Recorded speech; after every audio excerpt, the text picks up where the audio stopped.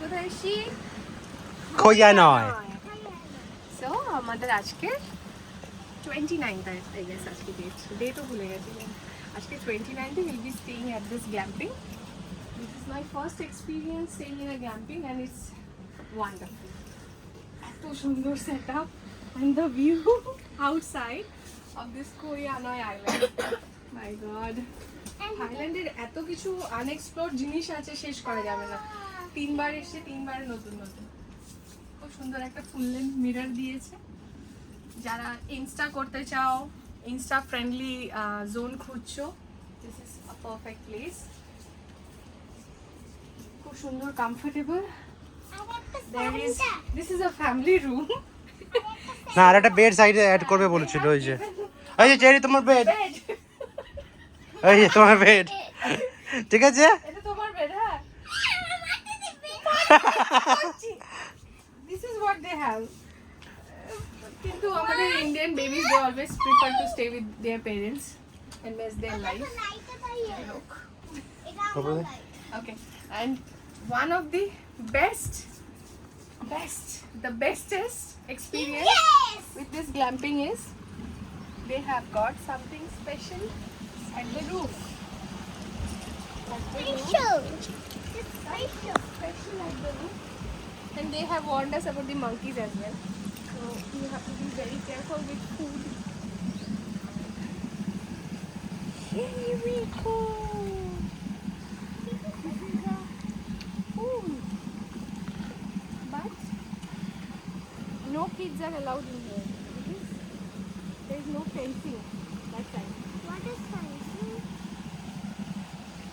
Fencing নেই, পড়ে গেলে একদম মাথা কাটবে।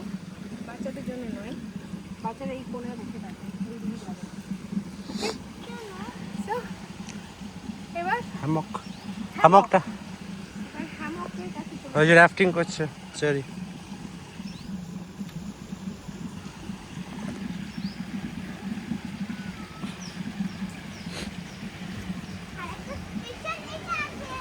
একটা স্পেশাল এটা আছে, আচ্ছা। হ্যামক। ঠিক আছে,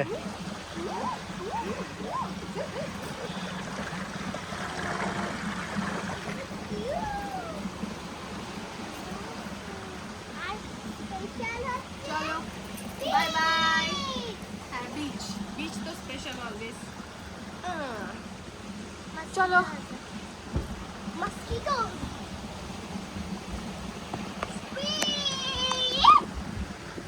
So, Bye bye guys. Bye bye. guys, it's not guys, okay? চলো, Guys. আমাদের ছোট্ট mini room tour is done for Koh Yanoi. Today is 29th December. হ্যাঁ, আরেকটা, যারা বাচ্চা নিয়ে আসছো তাদের জন্য এটা বোধহয় most there is a kitchen. 10 দিন 15 দিন বুক থাকে। তুমি 10 days থাকতে পারবে। এটা হচ্ছে kitchen. Wow, they have induction, cooking, সব কিছু বানানো যাবে,